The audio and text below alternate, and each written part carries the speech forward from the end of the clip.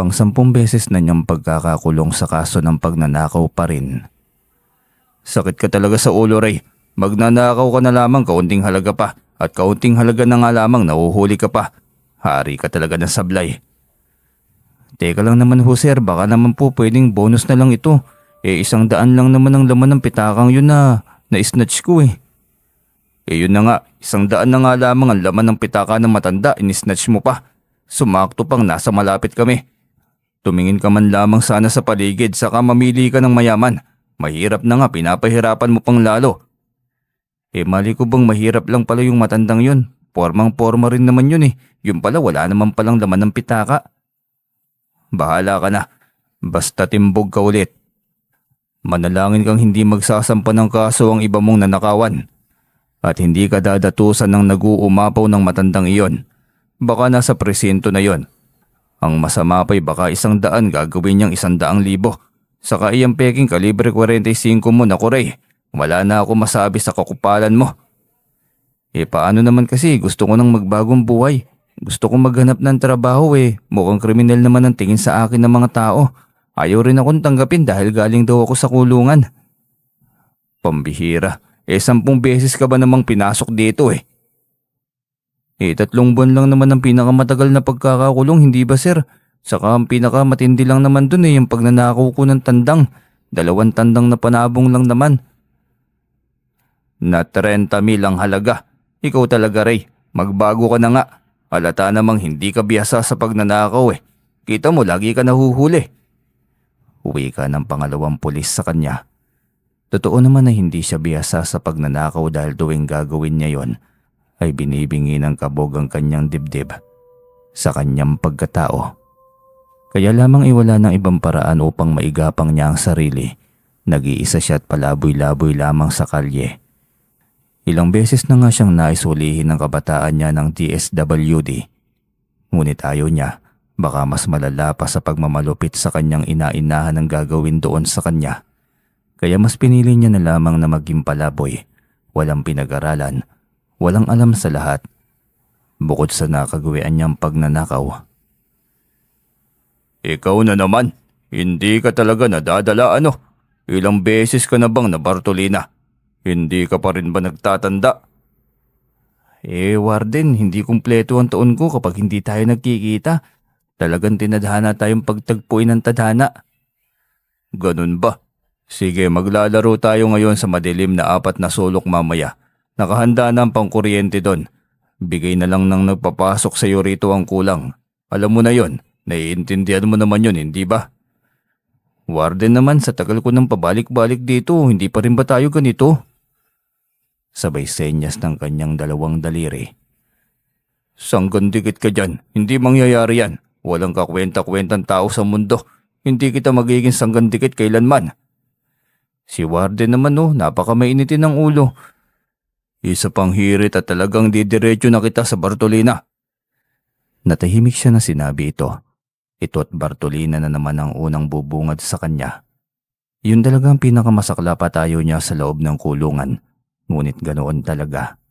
Ay kailangan niyang magbayad sa ginawa niyang kabulastugan. Pagkabukas pa lamang na selda ay tawag na siya kagad ng mga kakosa niya na kilalang kilala na siya at naging malapit na rin sa kanya. Hoy kakosa, abay maligayang pagbabalik. Namiss mo na kami kaagad Ganyan nga, walang bagong buhay. Walang bagong buhay sa katulad nating labas-pasok na sa kulungan. Namiss mo naman agad ang samahan natin, kakusa Ano na naman bang nagawa mong kasalanan? 1 dosenong itlog na naman bang ninakaw mo, kakosa? Ikaw talaga kasi magnakaw na lamang ay usad pagong pa ang kilos mo. Paanong hindi ka mahuhuli niyan? Mga kantyaw sa kanya ng mga dating kasamahan niya. Hanip na buhay to, balik rehas na naman. Kailan kaya makakabundol ng ginto? Sos, wag na tayong umasa pa na may magbabago sa buhay natin. Oo nga pala kakosa, ano bang bagong kaso mo ngayon? Ano pa nga ba? Kung hindi pagnanakaw. Pag-snatch lang naman ang alam ko Malas lang talaga tong buhay ko. Tiklo ulit.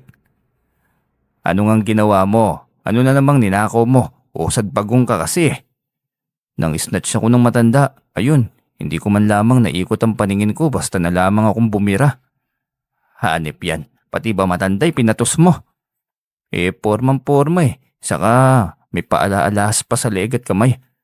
Akala ko naman tunay, peki pala. Nadali ako sa kumikinang na peking kwintas ni Lola. Magkano naman ang perang nakulimbat mo? 100. 100? Kulong ka agad sa 100 lang. Sabay pang sambit ng dalawa. Oo wala namang pera yun na biktima ko, pero baka daw dumagdag sa reklamo ang dati ko pang mga nanakawan. Dagdag kaso daw kasi yun. 100 lang naman niya, grabe talaga mga parak ngayon. Kung sila nga libo-libong droga wala lamang Baka daw ang 100 gagawing 100,000 daan ng matanda. Basta, ayos na rin kung dito lang ako. May matutulugan, may makakain, makakaligo rin sa palikuran. Kahit araw-araw ako magkuskus ng mga inodoro sa palikuran. Ang mahalagay, maganda ang tulog ko. Huwag lang mabartolina kapag pasaway ang ating mga kakusa. Ang buong akala niya ilang buwan na naman siyang mamamalagi sa kulungan. Ngunit 24 oras lang ang nakalipas ay pinalabas na agad siya ng warden. Huling labas mo na sa kulungang ito, Ray. Magbagong buhay ka na. Sayang, pogi ka sana. Magnanakaw at snatcher lang kasi. Depende, warden. Kung talagang pagtatagpuin pa rin tayo ng tadhanay, talagang babalik at babalik ako rito. Kapag talaga hindi ka nagbagong buhay at papasok ka na naman muli rito, babalatan na lang kita ng buhay. Biro sa kanya ng warden. Ngumiti lamang siya rito. Hindi siya sigurado kung hindi nga ba. Depende sa kung ano na namang naghihintay sa kanya bukas. Naglalakad siya sa daan, walang direksyon. Gaya ng dati sa parke na naman siya magiging palaboy. Sa pagkakataong yun ay ibang eksena ang nagaganap. Nadaanan niya ang isang grupo ng mga lalaki. May narinig din siyang iyak ng isang babae. Tiyak siyang pinagkakaisahan ng mga kalalakiang ito ang isang babae. Kaya umiiyak. Nagmadali siyang nilapitan yon. Bitiwan niyo siya. Ako ang harapin niyo. Mga hayop kayo. Babaeng bata, papatusin niyo. Ang dami niyo pa. 3 talaga kayo. Napatingin sa kanya ang 3 kalalakihan. Tiyak siyang gaya sa kanya yung mga masasamang loob din ng mga yon. Bigla niyang naisip ang wika ni warden. Siguro may panahon ng imbis na siya ang maging pasaway, ay siya naman ang sumaway sa mga pasaway. Sino ka ba't pinapakialaman mo itong trabaho namin? Mukha ka namang galing sa kulungan. Hayaan mo na kami, kagaya mo rin naman kami, hanap buhay lang din namin to. Puna rin ang isa pang lalaki sa kanya. May lahi ka ring manghuhula, pero siguro, magbagong buhay na tayong lahat. Bitiwan nyo na yan. Bata lang yan, maghanap na lamang kayo ng marangal na trabaho. Hindi. Hayaan mo kami rito kung ayaw mong yang noo mo ang bubutasan namin. Alis na, tsupe. Anong tsupe? Palagay mo sa akin, pusa. 10 beses na akong labas-pasok sa kulungan. Wala na akong pakialam kung mamatay man ako ngayon. Wala din naman akong pamilya at kaanak. Kayo din ba? Sinasabi ko sa inyo, hindi ako mamamatay ng walang dadalihin. Tahimik ang mga itong nagkatinginan, tila natakot sa kanyang naging banta. Kanya-kanyang takbo ang mga ito para takasan siya. Nang makaalis sa mga ito'y saka lamang bumungad sa kanya ang mukha ng isang dalagita. Tansya niya'y 12 anyos lamang ito, puno ng ginto ang leeg at ang kamay. Maging ang suot na korona ay yari sa ginto at mamahaling bato. Kaya naman pala, bakit mo naman sinuot ang lahat ng koleksyon nyo ng ginto? Alam ba yan ng mga magulang mo? Anong palabas bang dinaluhan mo? Hindi ako pamilyar sa lugar na ito. Bakit ako nandito? Napakunot ang kanyang noo. Ano't hindi pala alam ng batang ito ang lugar. Bakit umalis pa ito ng bahay? Nawawala ka ba? Nagpasama ka na lang sana sa iyong yaya. Mukha ka namang mayaman Kuya, galing ako sa mundo ng mga engkanto. May humahabol sa aking mga kaaway. Kailangan kong makabalik. Kailangan ako ni Ama. Kailangan niyang malaman na ang aking inainahan na engkantada ay huwad. Siya ang nagdadala ng kaguluhan sa aming kaharian. Naku iha, pinapanaginipan mo pa yata yung mga palabas sa teatro. Gumising ka na ineng. Kamuntikan ka na nga makidnap. Palabas niyo pa rin ang umaalingaso dyan sa iyong utak. Ako si Sarina, hindi Ining ang pangalan ko. At anong sinasabi mong palabas sa teatro? Totoo, isa akong engkantada. Nakikita mo ba itong aking baton? Makapangyarihan ito. Kaya ka nitong gawin kahit anong hayop. Napakamot na lamang sa ulo si Ray.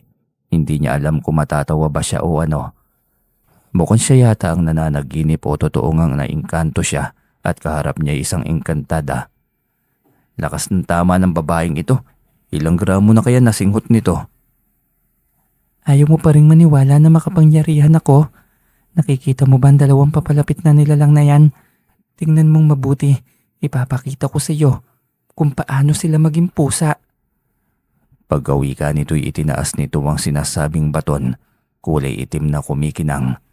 Sa dulo niyon ay nagliliparan palabas sa mumunting partikulo. Animoy bilyong-bilyong kulisa pang lumalabas mula roon at patungo yun sa dalawang magkasintahang naglalakad. Sa isang kisap mata lamang ay biglang nawala ang dalawang nilalang. Ang kanyang nakikitang naglalakad ay dalawang puting pusa. Nasaan na ang mga yun? Bakit biglang nawala? Hindi mo ba nakikita o sadyang nagbubulag-bulagan ka lang? Na ano? Anong nasa isip mo? Kinakabahan na ako sa iyong bata ka. Tumawa ito habang tinititigan siya. Hoy, anong balak mo? Wala lang. Gawin lang kaya kitang aso para matakot iyang dalawang pusang yan sa'yo. Naku, wag mong gawin yan. Oo na, naniniwala na ako. Isa ka nga engkantada. Bakit ka ba napunta rito? Mga tao ang nasa mundong ito eh. Kung ganun, kailangan kong makahanap ng lagusan pabalik. Kailangan kong makausap ang ama. Tutulungan mo ako, hindi ba? Oo naman, tutulungan kita pero paano natin gagawin ang bagay na yon? Hay, ang mabuti pa, tsumibog muna tayo. Kanina pa ako nagugutom eh. Anong tsibog? Kain, kumain muna. Halika na, basta gutom na ako ngayon eh. Kalalabas ko lang mula sa naghimas ng rehas tapos naingkanto na agad ako. Hindi ko na alam kung totoong buhay pa ba to. Tumawa lamang ito sa kanyang naging bulong. Sumama ito sa kanya sa isang karinderya. 2 serbe ang kanyang inorder. Ibinigay sa engkantadang dalagita ang isa. Ubusin mo na yan. Ayokong kumain yan. Kung hahanapan mo ko ng isang mangkok ng uod, ay marahil kakainin ko pa. Kadiri ka naman, kumakain ako rito, mga uod naman yung mga nasa isip mo. Kung hindi lang ako gutom na gutom, tiyak na hindi ko na ito kakainin pa eh. Masarap kaya yun, ang arte mo naman. Bilisan mo na lang dyan, ihanap mo na ako agad ng pwedeng tutulong sa akin. Kapag maibalik mo ako sa mundo ng mga engkanto, sasabihin ko sa aking ama na regaluhan ka ng walang kaubusang ginto. Talaga naman, kahit hindi na. Ayos na lang ako, sanay naman akong palaboy-laboy lang sa kalsada. Pagkatapos niyang kainin ang lahat ng 2 order ay nagbayad siya sa may-ari. Subalit mabilis na tumanggi ang ginang. Hindi na, ayos lang, sa'yo na yung bayad mo. Umalis ka na lamang dito at maraming tao ang nakatingin sa'yo. Nalipasan ka na yata ng gutom eh. Nang tingnan niya ang paligid sa kanya lahat ng atensyon, napatingin siya sa kinaroroonan ni Sarina. Nagtaka kung bakit ganun din ang tingin sa kanya ng mga tao. Bakit parang baliw naman po ang tingin sa akin, Manang? Yung tono ng pananalita niyo'y parang baliw ako. Eh hindi nga ba? Sinong normal ang pag-iisip na nagsasalitang mag-isa? Anong mag-isa?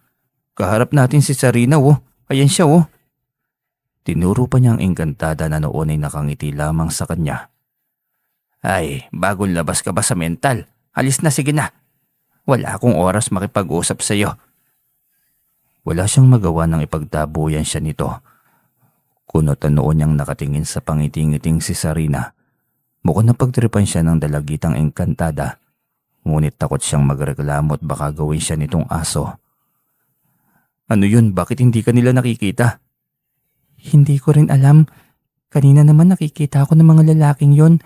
Siguro dahil wala pa ako sa tamang kaisipan kanina.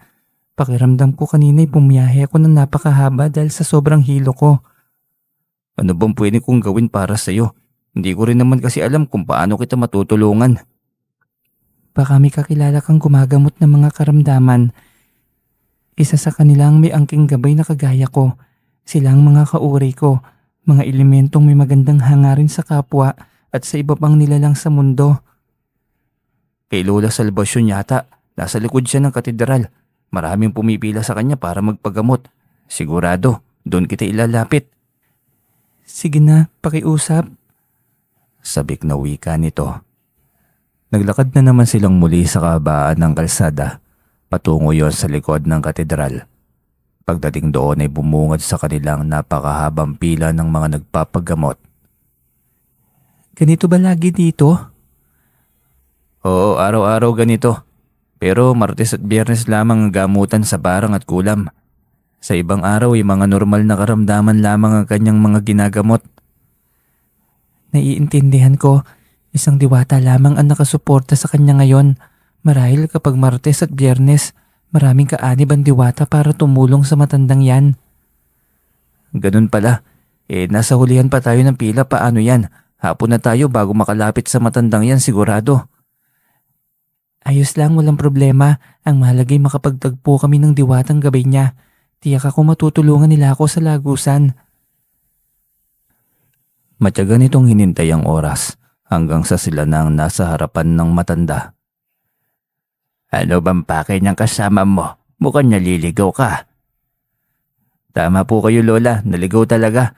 Wala akong ibang kilalang pwedeng malapitan para makatulong sa kanya. Ikaw lang ang alam ko kaya sa'yo ko lumapit. Itong gabay ko ang bahala sa kanya. Hayaan mo siyang makiusap sa aking gabay. Sila na ang bahala. Mukhang iisa sila ng pinagmulan Iisa sila ng mundo. Uwi ka ng matanda. Nakita niya si Sarina na may tinitignan, ngunit hindi niya makita ang kaharap nito. Matagal bago ito lumingon sa kanya. Ayos na po, Kuya Ray. Magpapaalam na po ako sa inyo. Sandali nga pala, tanggapin mo muna itong singsing na ito. Singsing ko ito. Ito ang magiging connection ko sa iyo para mabalikan kita sa kabutihang ginawa mo sa akin. Ay wag na, kabutihan na ba yung matatawag? Isang beses ko lamang nagawa yun Ngumiti ito at pilit na ibinigay sa kanya ang singsing. Wala siyang magawa kundi ang tanggapin yon. Nagpasalamat din siya sa matanda at nagpaalam ng umalis. Namumukadkad ang iyong swerte, alam mo ba yon? Napakayuwaga talaga ng buhay. Namumukadkad ka dyan Lola, kahit nga matirahan wala ako saka anong hiwaga? Basta makakamit mo ang bagay na yan, hintayin mo lang. May mabuti ka namang puso kahit mukhang barumbado ka Uwi ka pa ng matanda. Hindi na lamang niya ito pinatulan pa, umalis siyang walang direksyon. Hindi niya alam kung saan na naman siya matutulog. Kung saan siya abuti ng antok ay doon din siya natutulog. Kalagitnaan ng tulog nang biglang may nagliwanag sa kanyang harapan. Nagtaka siya at bumangon. Tinitigan ng isang hindi pamilyar na nilalang. Panaginip ba to? Ano na naman kayang kahiwagaan ito? Naingkanto na naman ba ako? Tanong niya sa kanyang sarili. Kinusot niya ang mga mata ng ilang beses. Hindi ako isang panaginip. Isa akong tunay at narito ako para maiabot ko sa iyo ng personal ang aking taos-pusong pasasalamat. Ako ang ama ni Sarina at nagpapasalamat akong lubos dahil sa hindi mo siya pinabayaan. Niligtas mo siya mula sa mga masasamang loob. Iyon lang pala, wala yun bossing, ganun talaga. Hindi pamilyar ang bata Anong bossing? Ako si Haring Sigmundo, hindi bossing ang pangalan ko. Pasensya na Haring Sigmundo, dito kasi sa mundo ng mga tao ang tawag sa mga matataas at respetadong tao ay bossing. Ganun pala. Oo nga pala, mayroon akong regalo sa iyo. Dahil ito sa kabutihang loob mo. Kaya tanggapin mo't magbibigay ito sa iyo ng panibagong buhay. Ano po yan, mahal na hari? Nakakatakot. Paanong bagong buhay kaya yan? Tanong niya. Yumuko ito sa lupa at binuklat ang palad. At sa isang iglap lamang ay lumitaw roon ang isang tila gintong kulay na tandang. Napakaganda't pati ang mga mata nito ay ginto. Malusog at parang isang panabong talaga. Hala, aanihin ko naman yan. Hindi naman ako sabongero. Wala rin akong ideya sa sabong.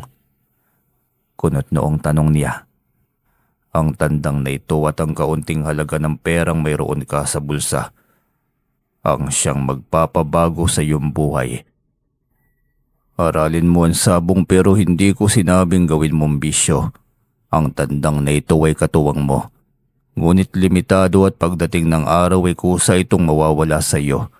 Hindi na niya kailangan pang magpaalam. Basta maganda na ang takbo ng iyong buhay ay kusa siyang lilisan. Pambihira, gagawin naman akong sabongero ngayon. Hanip na buhay talaga oh. Marami na ako nabigyan ng tandang. Mga taong may mabuting kalooban. Lahat sila ay gumanda ang buhay. Hindi ako kagaya ng ibang engkanto na ginto ang ibinibigay. Masyadong madalian yon. Yung ibang nabiyayaan ay hindi karapat-dapat. Biglang nagbabago ang ugali, nagiging mapang-alipusta at mapang-uyam sa kapwa.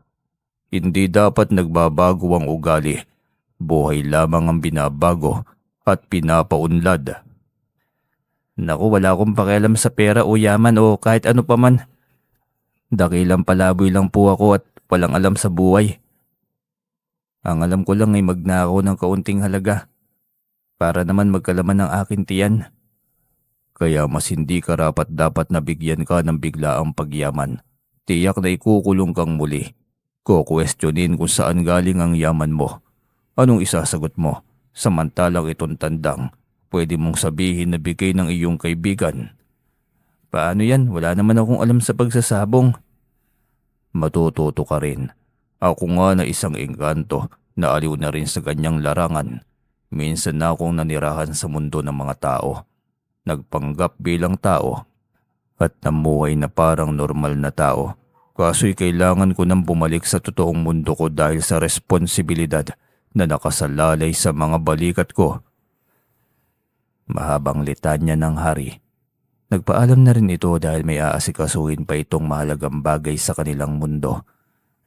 Nagpasalamat itong muli sa pagligtas niya sa prinsesang anak nito. Hindi na siya nagtanong pa sa mga isyu sa buhay at kung bakit ang mga ito napadpad sa mundo ng mga tao. Ang iniisip niya ay kung ano ang gagawin niya sa hawak niyang tandang. Habang nakaupo ay tulala siya at hindi alam ang gagawin. Tumitilahok ang tandang na hawak niya nang tignan niya ang paligid ay nag-aagaw na ang liwanag at ang dilim. Mag-uumaga na pala. Tumayo na lamang siya, tiniligpit ang karton na kanyang pinaghihigaan. Gusto niyang magkape kaya maghanap siya ng murang kapihan. Yung tigli 5 piso ang baso. May 2 matandang lalaki ang doon ay nagkakape na. Malalim ang pag-uusap ng 2 matanda nang biglang mapansin ng mga ito ang hawak niyang tandang. Ay pagkaganda naman ng tandang mo, Noy. Parang lemon na, parang hindi eh. Kakaiba yan na. Gintong tandang malamang. Tignan mo, yung tahid niya. Nakakatuwa at nakasanga. Isang magandang senyales ng tandang panabong. Tiyak na mabangis ito sa sagupaan. Puna rin ang isang matandang kaharap nito. Isasabong mo ba yan, Noy? Mukhang swerte ang tandang na yan, nakakaiba. Sana po, pero hindi ko po alam kung saan may sabong, wala akong ideya. Kaya saka na siguro, regalo lang din naman sa akin to ng isang kaibigan.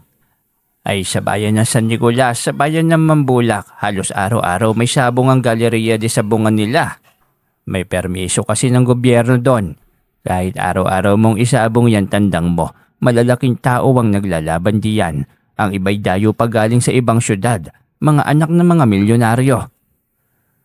Bigla siyang nagka-interes. Alam niyang hindi basta-basta itong tandang na hawak niya. Isa itong engkanto at pag-aari ito ng engkanto, kaya tiyak na walang makakatalo rito. Agad niyang tinanong kung saan ang bayan at kung ano ang sasakyan patungo roon. Alam na niya agad na tama ang sinakyan niya dahil may kasabayan siyang mga kalalakihan na may hawak ring tandang. Tiyak siyang sasabungan ng tungo ng mga ito. Ang mga ito na lamang ang susundan niya. Habang nasa biyahe ay pasilip-silip siya sa 1,300 na laman ng kanyang bulsa. Ang tagal na nitong nakaipit palagi sa kanyang panloob na damit. Nangangamoy na nga rin ito. Isang lalaki ang umagaw pansin sa lumalalim niyang diwa. Pare, ang ganda ng panabong mong tandang ah. Dadalhin mo rin ba yan ng San Nicolas? Oo, isasabong ko rin. Sa bagay, mukhang hindi pang lokal itong manok mo. Hindi lang yata 10 beses ang panalo nito. Ganadores ito ano? Wala siyang alam kung ano ang ganadores, ngunit ayaw niyang magmukhang walang alam upang hindi maloko. Medyo lang, konti lang. Yun lamang ang tugon niya at muli siyang tumahimik. Baka kung ano-anong tanong na naman ang itatanong nito at wala man lamang siyang kaidi-ideya.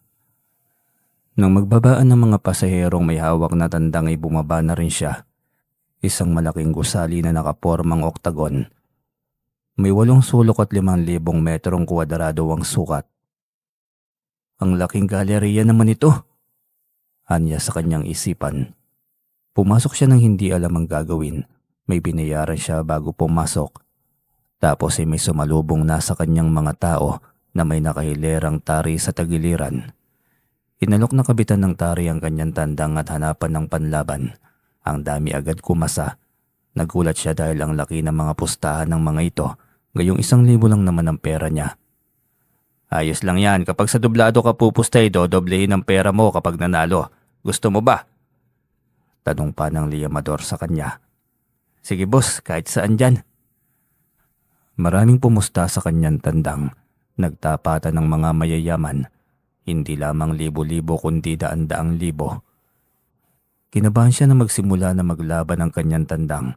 Halatang magaling din ang kalaban nito. Malusog at alam niyang mayaman ang may-ari. Ginto pa lamang na sinusuot nito'y milyones na. Kutis ng balat at maging ang mga daliri nito'y hindi panlalaki. Hugis kandila at nagrorosas sa kanipisan. Hindi kagaya sa kamay niyang naninigas na sa kakakuskos sa inodoro ng palikuran ng kulungan. Noy, bakla ka ba? Mahinang tanong ng sentensyador sa kanya habang nasa harapin sila ng naglalaban na tandang. Hindi po, lalaking lalaki ako. Baka masuntok kita dyan eh. Galing kaya ako ng kulungan. Hindi ka dyan. Kung makatitig ka sa daliri ng kalaban eh, parang kulang na lang ay. Ay, mali po kayo nang nasa isip, hindi ganon. Itong si Manong talagang dumi ng pag-iisip po. Kinukumpara ko lang yung kamay ko sa kamay niya. Tignan mo. Sabay lahad ng kanyang mga kamay. Natawa na lamang ang sentensyador sa kanyang reaksyon. O siya, bueno, manood ka sa laban, hindi sa daliri ng kalaban. Butas na ang tiyan ng kalaban ng yun tandang eh. Saka pa lamang siya napatitig muli sa naglalabang tandang. Nangihina na nga ang kalabang tandang at may sugat na rin ito sa dibdib. Kitang-kita ang mantsa ng dugo nito dahil sa malinis na balahibo nitong kulay puti. Isang salpukan pa tuluyan na itong bumulagta sa lupa. Tuwang-tuwa siya ngunit buong-buo ang pawis ang nawawala sa kanyang buong katawan. Hindi niya mawari kung ano ang dinaramdam ng kanyang sarili. May sumunod na mga tandang na naglalaban. Nilapitan siya ng kanina'y mananari. Tinanong siya nito kung nais pa ba niya itong ilaban. Tumango siya kaagad. Hanggat may lalaban pa ay lalaban itong aking tandang. Kahit hanggang ilang laban kung kaya pa naman eh. Wika niya sa mananari. Tila ba naninibago siya sa hawak na salapi. Napakalaking salapi na niyon. Unang beses niyang makahawak ng ganito. Ang sentensyador ay agad na humanap ng pangtama sa kanyang tandang. Tuwang-tuwa rin ang mananari dahil tiyak na malaking porsyento ang matatanggap nito. Hanggang sa pangatlong laban ay kabado pa rin siya. Hanggang sa hindi na niya namalaya na nakasampung laban na ang kanyang tandang at magdadapit hapon na ng mga sandaling iyon. Ang 1,000 niya sa pagkakaroon ng lakas ng loob at tiwala sa tandang. Nabigay ng Haring Engkanto hindi niya akalain na magiging kalahating milyon. Isang buong maghapon sa sabungan. Totoo ba to? Hindi ba ako nananaginip lang nito? Bakit biglang-bigla naman yata itong pagbabago ng aking buhay? Nagugulaw ang tanong niya sa kanyang sarili. Nang dahil kay Sarina ay biglang nagbago ang daloy ng buhay niya. Hindi na siya makukulong pamuli dahil lamang sa kapiranggot na halaga na mga ninanakaw niya noon.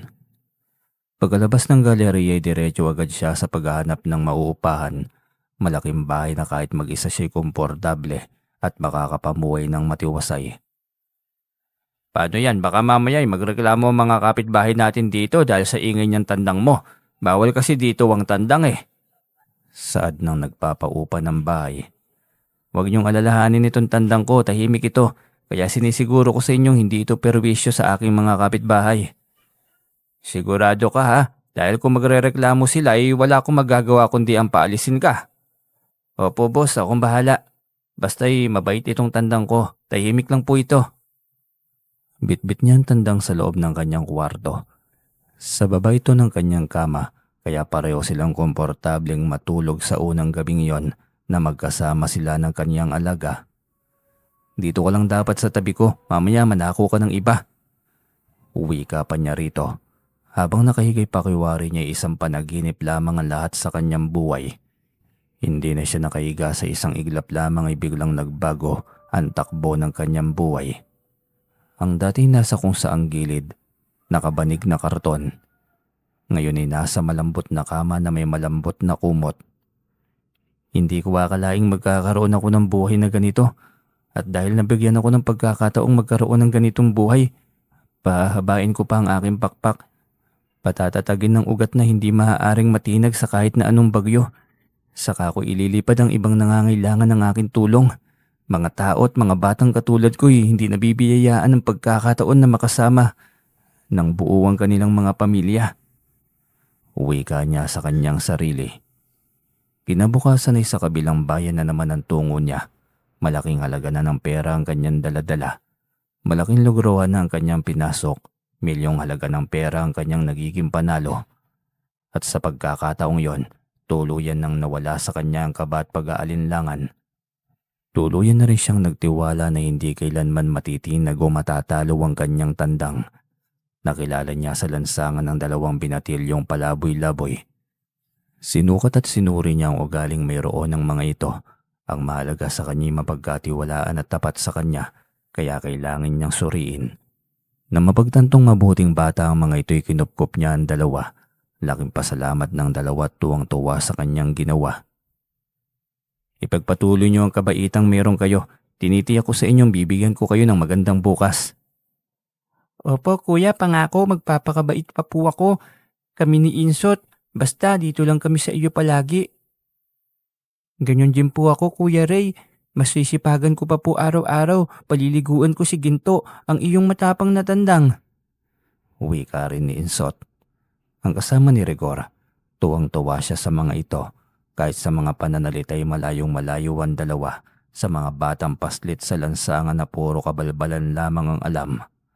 Pero alam niya namang may pagbabago rin ang mga ito. Siya rin naman ay naimpluwensya noong kanyang kabataan. Kaya nga labas-pasok siya sa kulungan. Kaya hindi niya husgahan ng lahat ng mga batang lansangan kahit ang mga matatanda na. Balang araw, hindi lamang si Insot at Rigor ang kanyang magiging kasama sa bahay.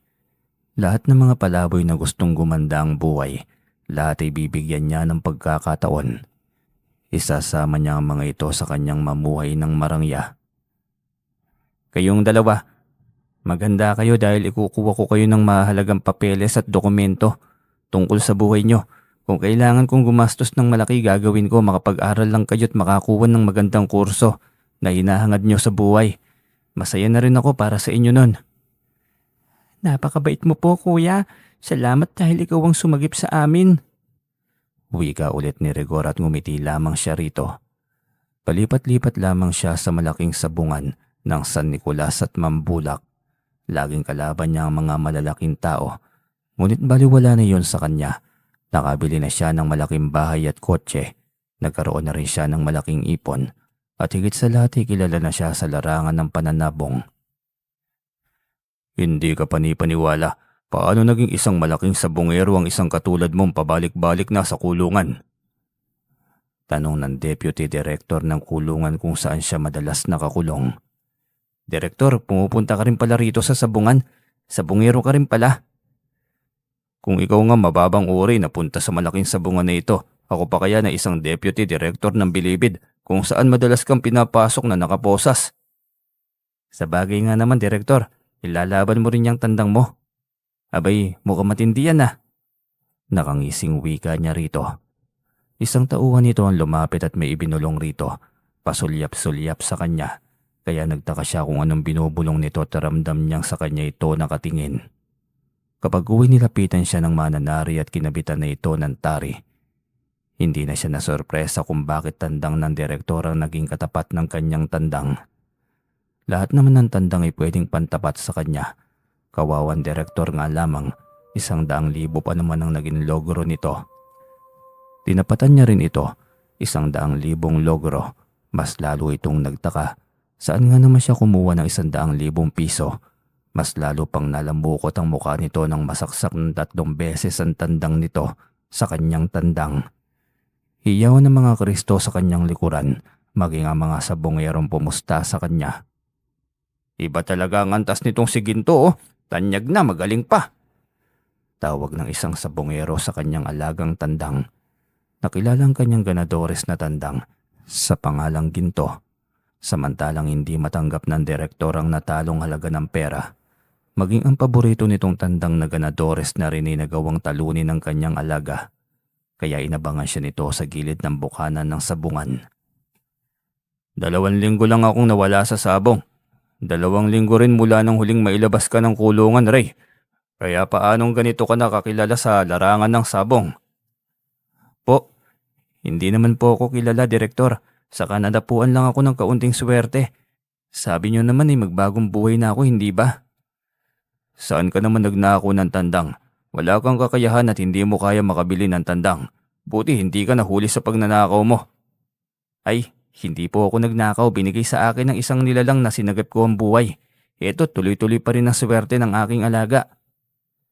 Biglang nagka-interes ang direktor sa tandang na kanyang pag-aari. Napatitig ito sa tandang habang malalim ang iniisip. Pagkuhay lumapit ito sa kanya sabay tapik ng kanyang balikat. Ang ganda naman pala ng swerteng nakuha mo. Painom ka rin sa bahay mo. Walang problema, Direktor, kaso'y wala pa po akong bahay. Naghahanap pa lang. Nangungupahan pa ako sa ngayon. Ayos lang yan. Darating din ang araw na makakabili ka na ng sarili mong bahay. Pinaunlakan niya ito sa kanyang inuupahan kasama ng mga tauhan nito. Tinawag niya si Rigor at Insot para utosang lutuin ng bihag. Saka ibalik si Ginto sa kanyang bahay. Mabilis na sumunod ang dalawa sa kanyang naging utos. May mga kapatid ka palang kasama rito. Akala ko ba'y wala kang pamilya? Sabi mo dati mag-isa ka. Ay totoo naman po, Direktor. Mga batang lansangan din po sila kagaya ko dati. Sinagip ko at pinatira rito kasama ko. Kulang pa nga ang 2 to. Maghahanap pa ako ng maraming kasama para masaya. Sa ngayon sinasagip mo mga batang lansangan. Napakabuti mo. Ganyan nga dapat. Mabuting tao. Habang tumatagay ay paikot-ikot ang mga mata nito sa paligid, wari ay may inaaral. Ilang sandali pa'y umikot na ang pakiramdam niya sa kanyang paligid. Hindi siya sanay sa inuming alak kaya tiyak na lasing na siya. Sumandal siya sa upuan kaya ipinikit ang kanyang mga mata. Hindi niya namalayan na tuluyan na siyang nakatulog. Kinabukasan ng magising siya nagulat siya nang maalala na kainuman niya si Deputy Director. Rigor, Insot, nasaan kayo? Biglang nagsulputan ng mga ito na katulad niya'y kagigising lamang din. Kuya, gising ka na pala. Hinayaan ka na lang namin dyan. Hindi namin namalayan na iniwan ka na pala ng mga kasama mo kanina. Ganun ba? Nako, nadali ako ng inumin. Hindi sanay eh. Umaga na ba? Madaling araw kuya, mag-aalas 4 ng madaling araw. Nako, hindi talaga ako sanay sa inuman. Ang bilis kong nalasing. Kaya siguro nag-uwian na lang sila, Direktor. Humihilab yung tiyan ko eh. Pwede nyo ba akong ipagluto ng noodles? Oo naman kuya, hintay ka lang dito at ipagluluto kita. Ipagtitimpla rin kita ng kape kuya. Oo nga pala, bakit ang tahimik ni Ginto? Hindi ba dapat tumitilawak na siya ngayon? Oo nga po, kasi ganitong oras ay maingay na siya. Silipin ko muna kuya, baka nalasing rin yon. Sige nga, silipin nyo nga muna. Kinakabahan ako eh. Baka napano na si Ginto. Mabilis at patakbong tinungo ng 2 ang pinagsidlan nilang kulungan kay Ginto. Ngunit wala na ito roon. Muli na naman ang mga itong tumakbo papalapit sa kanya. Hindi may pintang pag-aalala sa mukha ng mga yon. Ano yung mga pagmumukhang yan? Kuya, nawawala si Ginto. Anong nawawala? Paanong nawawala? Nanginig ang mga kamay ni Insot. Takot na takot ito sa kanya. Hindi ko alam kuya, imposible namang makawala siya. Nakatali yun sa kasarado ang pinto. Ngayon ay bukas na ang pinto at wala na roon si Ginto. Paliwanag ni Insot. Agad na pumasok sa kanyang isipan si Deputy Director. Alam niyang mali ang mambintang ngunit wala nang iba pang pwedeng gumawa ng bagay na yon kundi ito lamang. Ang direktor at ang kanyang mga tauhan lamang ang kasama niya sa bahay ng gabing iyon. Madali siyang bumangon upang tignan ang kwarto. Nakaginhawa siya ng maluwag nang makitang nakakandado pa rin ito. Ligtas ang milyong-milyong ipon niya na hindi niya napabangko. Dahil wala naman siyang mga papeles ukol sa kanyang pagkatao, kaya wala siyang balidong pagkakakilanlan. Nakakahon lamang lahat ng perang mayroon siya. Samantalang hindi mapalagay si Deputy Director habang paruot parito sa harapan ng gintong tandang na ninakaw nito kay Ray. Pinuskos nito ang mga palad. Alam nito't sigurado itong may kakaiba sa tandang. Ito ang nagpapayaman kay Ray at ngayon ay nasa kamay na nito. Magiging mayaman na rin ako nito. Hindi lang mayaman, ang tandang na ito ang magdadala sa akin sa matayog na pangarap ko sa buhay. Tiyak ako matutulog na ako nito sa ilalim ng salapi. Tila ba pinagsaniban ito ng kampo ng kadiliman habang sinasabi yon. Hindi lang sa mga iligal na transaksyon sa kulungan may makukuwang pera ito. Maging sa sabungan kung saan ay naging adik na rin ito. Direktor, alis na ba tayo? Papunta na tayo ng sabungan ngayon? Oo, ang tagal mo. Kanina pa ako naghihintay sa'yo. Ala, bitbitin mo na yung kahon. Utos nito sabay turo sa kahon na pinaglagyan nito ng tandang. Nagmamadaling binuwat ito ng tauhan at ikinarga sa sasakyan nito. Binagtas nila ang kahabaan ng kalsada patungong bayan ng Monte Calvo. May kalayuan sa bayan ng Mambulak at San Miguel, pero malakihan na rin ang luguruan at pustahan doon at may permiso rin ng gobyerno. Malaki rin ang tax na nakukuha ng gobyerno sa nasabing sabungan. Lahat ng mga mayayamang sugarol sa malalaking syudad ay nagagawi na rito upang makipagpustahan lamang. Minsan ay may dala-dala rin silang mga tandang.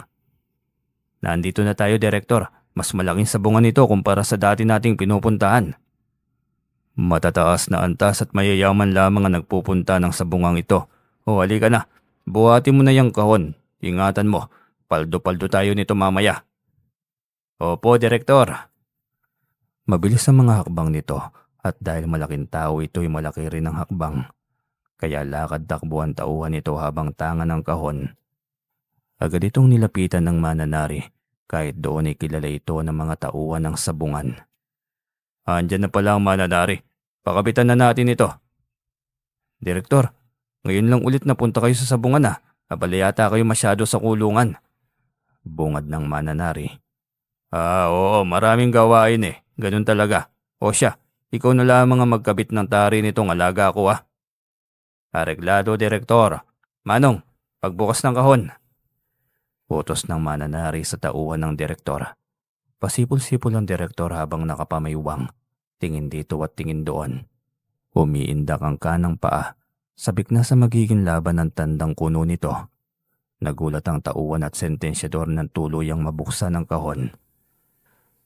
Umalingaw-ngaw ang boses nito sa kabuuan ng galeriya. Anong kalokohan ito? Bakit uwak? Nasa tamang pag-iisip pa ba kayo, Direktor?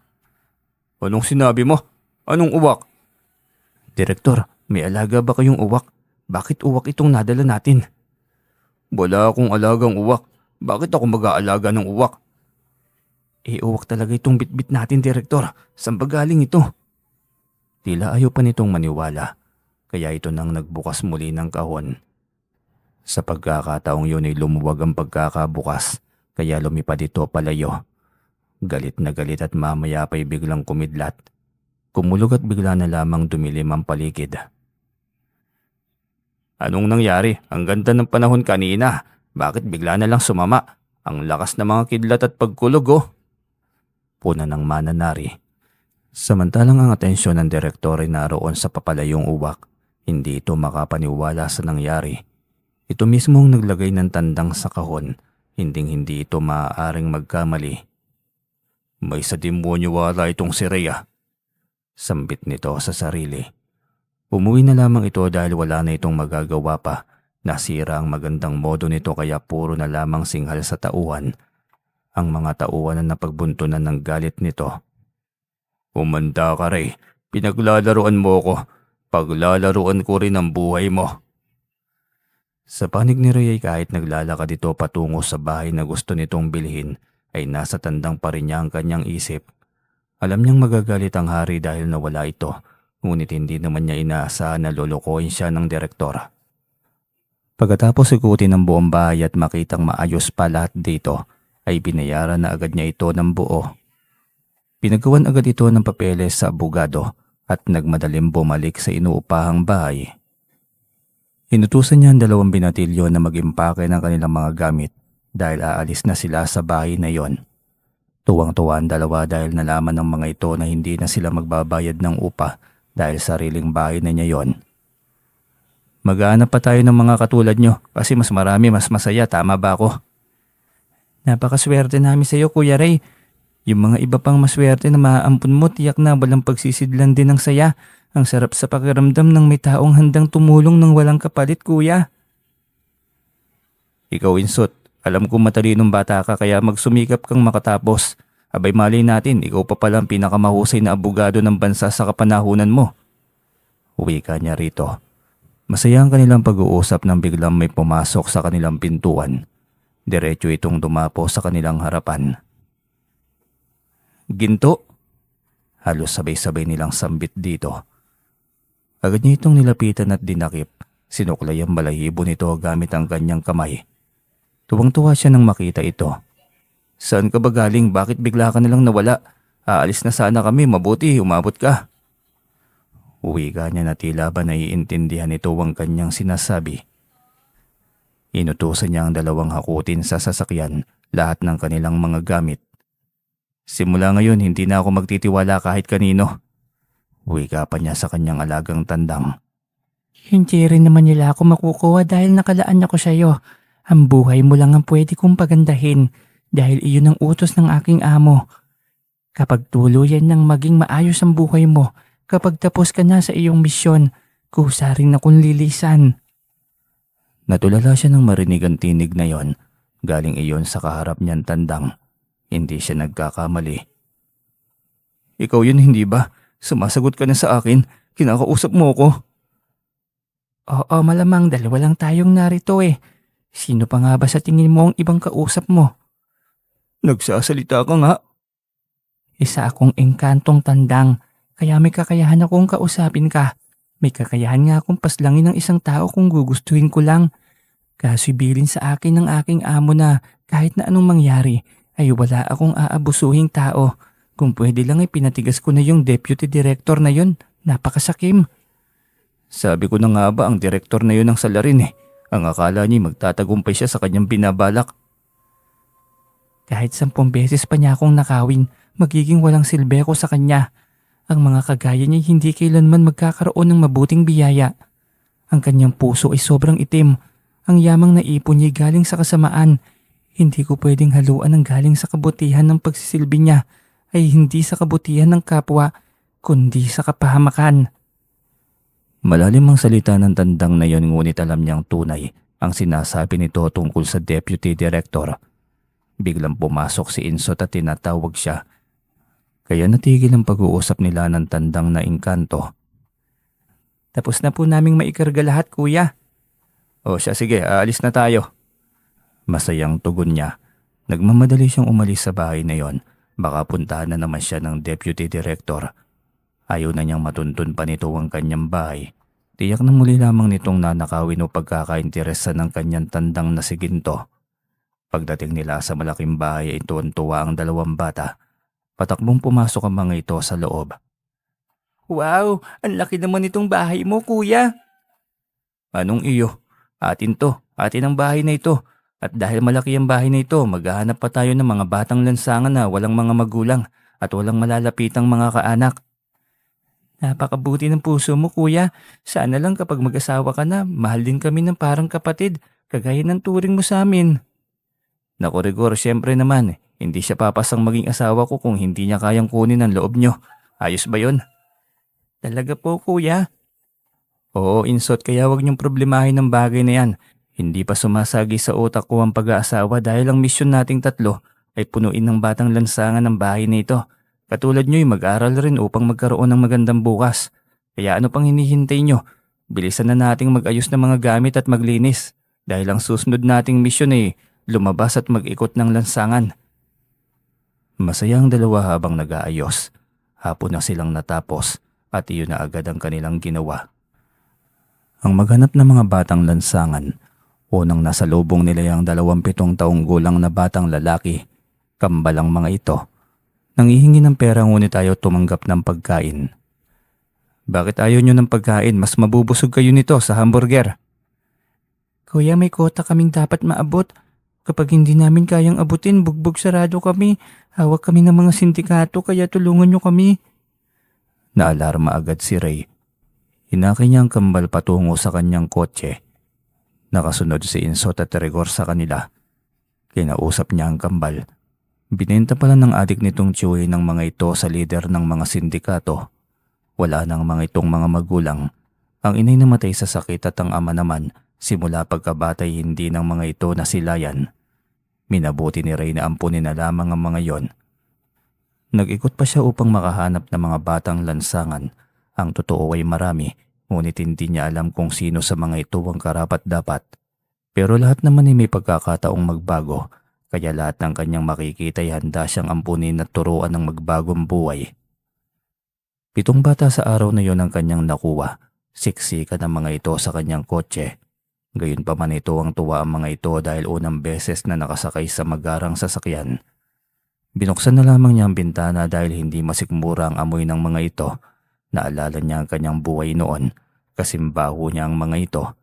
Ganito rin siya kadungis noon kaya hindi siya pwedeng mag-inarte. Pagdating sa bahay ay pinaligo niya ang mga ito at binigyan ng mga bagong damit. May naka-stock naman siya maraming damit dahil ito ang kanyang misyon. Tuwang-tuwa ang mga bata dahil mabango na ang mga ito. Bilisan niyo riyan, si Insot at Rigor ang maggugupit sa inyong mga kuko. Pagkatapos linisan ng mga sarili ng mga ito'y pinakain niya ito ng masasarap na pagkain. Tuwang-tuwa ang mga bata, unang pagkakataon iyon. Simula ngayon magiging pamilya na tayo. Ako na ang Kuya Ray ninyo. Kayong lahat ay mga kapatid ko na simula ngayon. Kung ano man ang mga naging gawain niyo sa labas. Kung sumisinghot kayo ng rugby, tigilan niyo na yan at magbagong buhay na kayo. Mag-aral kayo para sa kinabukasan ninyo. Alam niyang marami pang mga batang lansangan at hanggat kaya pa niyang magdagdag ng mga pwedeng alagaan ay bibigyan niya ng magandang bukas at gagawin niya yon. 1 buwan muna siyang hindi pumunta ng sabungan. Kailangan niyang makasama ang mga bata, kilatisin at ituwid ang mga maling kilos at gawin ng mga ito. Sa kanyang kwarto ay kasama niya si Ginto sa pagtulog, ang engkantong tandang. May 3 kwarto pa ang bahay.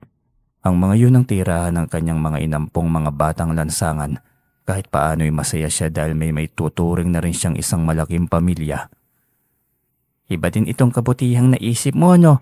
Biruin mo, iba't ibang ugali ng mga batang lansangan. Paano mo kaya sila madidisiplina? Lalo na't ang iba'y malalaki na. Ang hirap ng disiplinahin ng mga yan. Hindi ko pa alam kung ano ang tunay na ugali ng mga yan, Ginto. Sa ngayon, nagbabait-baitan pa ang mga yan pero sigurado akong sa mga susunod na mga linggo ay magsusumbungan na ang mga yan. Ganun pala ang ugali ng mga mortal? Oo, at galing din naman ako sa pagiging barumbado kaya naiintindihan ko ang mga batang ito. Naniniwala akong balang araw ay matututo rin sila at malalaman din naman nila ang tama at mali. Para masigurong may makakakita sa mga kilos ng mga bata, ay kumuha siya ng 3 katulong sa bahay. Ngunit tulong-tulong pa rin ang lahat ng mga bata sa paglilinis ng buong bahay. Hindi pwedeng maging tamad at bawal sa kanyang teritoryo ang ganong pag-uugali. Makalipas ang 1 buwan ay baliksabong muli siya. Laging nakahanda si Ginto para sa kanyang misyon. Pagdating niya ng sabungan ng San Nicolas ay marami agad ang natuwa. May mga hindi pamilyar sa kanya at sa tandang niya, ngunit ang nakasubaybay at laging Kristo ng kanyang tandang ay kilalang kilala ng tandang niya. Uuwi na namang panalo. Uwi ka ng isang sabungero. Si Ginto ang tinutukoy nito dahil dito ito nakatingin. Lihim lamang siyang napangiti habang nakikinig sa mga yon. Nilagyan na rin niya ng tari ang kanyang tandang. Iniintay na lamang ang kalaban at magiging laban ng mga ito. Hindi niya namalayan na naroon din pala ang Deputy Director, ang taong nais niyang layuan dahil masama ang pakay sa kanya. Ngunit huli na ang lahat dahil nasa tabi na niya ito. Nandito ka na, hayop ka, niloko mo ko. May sa demonyo yung tandang mo na yan. Anong ginagawa sa'yo ng tandang ko? At para bang pinag-iinitan mo ng ganyan? Anong ginawa? Hindi mo ba alam na ang alaga mong tandang ay naging halimaw? Pinahiya ako sa maraming tao. Sus, nahiya ka pa talaga, Direktor. Makapal naman talaga yung mukha mo. Walang hiya ka, aswang ka ano? Kaya ka may alagang uwak. Hanip tong si Direktor Gagawin pa naman akong halimaw. Sa gawa po ko ba naman ito, Direktor, ay isang halimaw lang ang tingin mo sa akin. Diyan ka na nga lang. Nakangisi siyang tinalikuran ito. Nilapitan siya ng mananari at kinuha ang kanyang tandang, ngunit mabilis na lumapit sa kanyang mananari. Nako, wag niyong kabitan ng tari ang tandang niya. Aswang yan. Nagiging uwak yan. Abay, ano bang sinasabi mo, Direktor? Ilang beses ko nang kinabitan ng tari itong ganadores na tandang ni Ray. Pumusta ka, Direktor? Malaki ang magiging panalo mo kapag nagkataon. Hindi na. Hindi ako pupusta kung sa tandang na yan.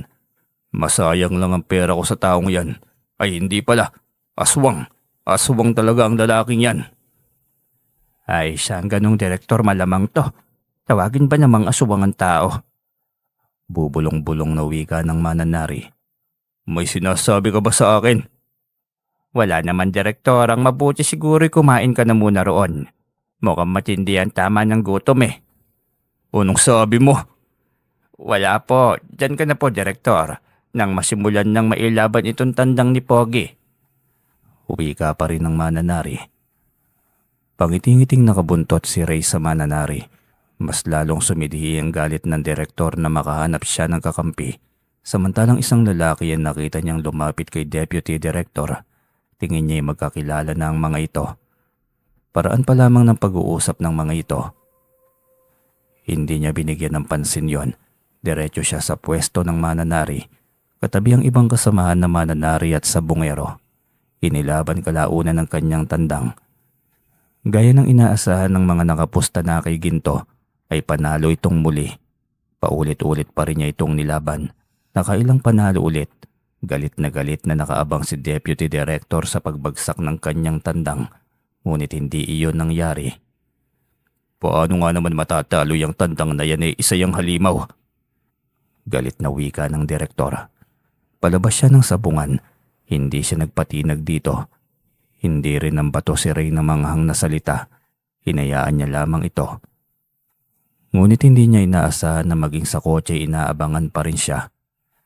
At may kasama pa rin ito, isang mayamang negosyante na sabongero rin, si Ginoong Palmas. Itong lalaki pa lang ito ang sinasabi mong mayabang na may sa demonyo. Sige nga't susubukan natin kung anong tigas nito.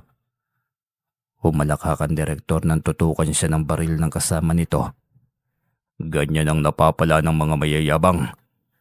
Talagang naghanap ka pa ng kasama mo, Direktor. Ano bang naging kasalanan ko sa'yo? Ikaw na itong nang agrabyado, ikaw pa itong galit. Ako ang pinag-interesan mo ng hindi mabuti dahil hindi ka nagtagumpay. Mas lalong sumidhi ang galit mo sa akin. Wala akong pakialam. Ganito na lang, ibigay mo sa akin ang pera mo. Lahat ng naging panalo mo nang sa ganun ay magiging quits na tayo. Nailing siya sabay tawa ng mahina. May kabigatan ng alporhas na nakabitbit sa kanyang likuran. Laman niyon ay pera, malaking halaga ng pera. Yun ang nais kunin ng dalawang kaharap niya. Isang hakbang ang ginawa nito. Kinuha ang dalang baril at itinutok sa kanyang leeg. Magmadali ka. Hindi kami nakikipagbiruan dito. Ilapag mo ang dala mong alporhas. Sa amin lahat yan. Tignan natin kung papayag si Ginto. Siya naman ang nagpapakahirap para mapanalunan ito. Malay natin kung bibigay din niya sa inyong mga buhaya kayo. Mas lalong nagalit ang Direktor na marinig niyang sinabihan siyang buhaya. Ngunit nagulat ito nang marinig ang huni ng uwak. Sa pagkakataong yun ay kinausap na ito ni Ginto. Kaysa ibigay namin sa iyo ang perang panalo namin sa sabong, bakit hindi na lang ikaw ang una kong totodasin? Kayang-kaya naman kitang paslangin kahit nakatayo ka lang dyan. Tarantat nanginginig ang mga kamay nito. Nakalimutan nito na may bitbit siyang baril. Nakita mo ba, Ginoong Palmas? Naging uwak ang tandang at kinakausap niya ako. Tinatakot akong papaslangin daw ako. Ayos ka lang ba, Deputy Director? Paanong naging uwak yan? Pagkagwapong tandang na yan. Anong tandang? Naging uwak na. Halimaw talaga yung tandang na yan. May lahing babaylan itong Reyna ito. Ang dapat sa kanya'y mapaslang. Ako ang papatay sa inyo ng kasama mong to.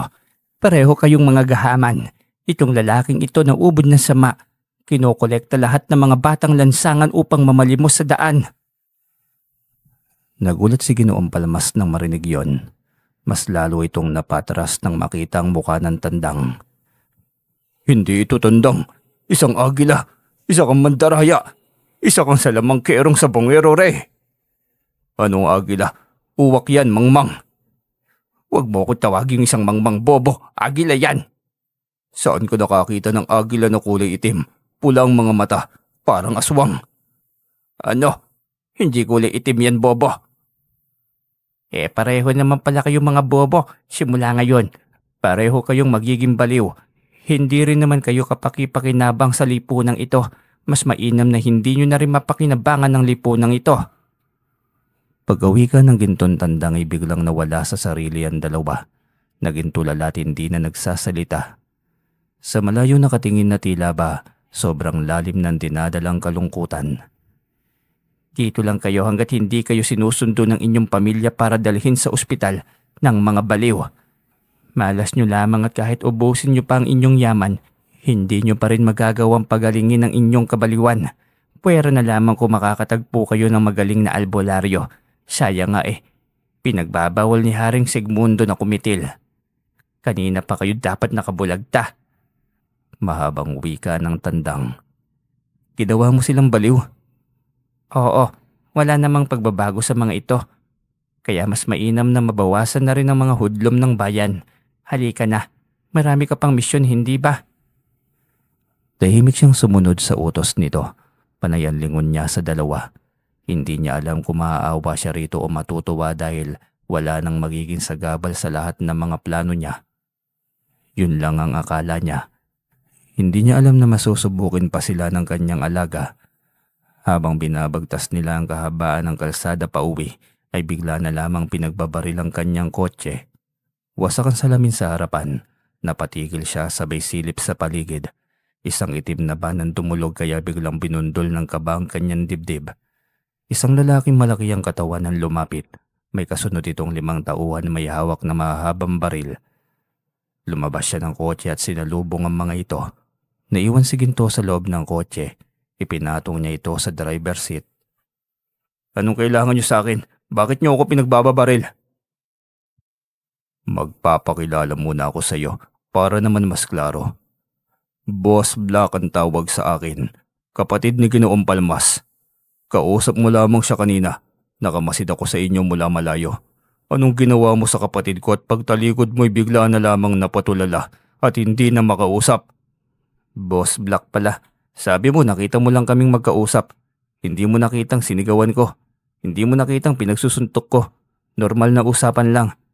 Bakit mo sa akin itatanong kung ano ang nangyari sa kapatid mo? Nag-uusap lang naman kami. Tanungin mo si Deputy Director. Huwag mo akong pinaglololoko. Kayang-kaya kong kalabitin ng gatilyo ng kalibre 45 ko dyan sa mismong noo mo. Kahit paslangin mo ako, Boss Black, hindi ako doktor. Kung nabaliw ang kapatid mo, dalhin mo sa mental ospital. Bakit sa akin mo nilalapit? Nauubos na ang pasensya ko sa iyo. Magsimba kang may bulak sa ilong. Galit na wika nito sabay kalabit ng baril.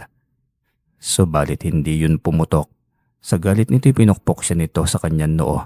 Ngunit pagangat pa lamang nito ng baril ay hindi na nito maibaba ang hawak na baril niya. Galit na galit itong dumingon. Bakit mo ko pinipigil? Gusto mo bang ikaw ang mabaril ko ngayon? Hindi ko po pinigil, Boss Black, baka siya. Sabay turo nito sa kasama nito. Sa galit ni Boss Black ay ang tauhan nito ang binatukan. Bakit ako? Siya yun. Turo nito sa isang nasa likod nito. Taranta nitong tinuro ang kasama pa. Sa galit ni Boss Black ay pinaghahampas nito ang mga tauhan nito. Mga wala kayong silbi. Napangiti na lamang si Ray habang pinapanood sila. Alam niyang si Ginto ang may kagagawan nun. Kaya hindi siya nakakaramdam ng takot. Dahil alam niyang nariyan lamang ang alaga niyang si Ginto. Muli siyang binalingan ni Boss Black. Galit na nakatitig sa kanya. Hindi ako nakikipagbiroan sa iyo, bata. Gaya ng sinabi ko, ako si Boss Black. Konektado sa akin lahat ng mga malalaking sindikato sa bansang ito. Sisiw ka lamang sa akin, bata, kaya sabihin mo na sa akin kung anong ginawa mo sa kapatid ko. Kung ayaw mo umuwi sa pamilya mong nasa loob ka na ng kabaong. At tinakot ba naman ang walang pamilya? Saka hindi ko nga alam kung anong nangyari sa kapatid mo. Saka kay Direktor, abay mali ko sa mga pinaggagawa nila.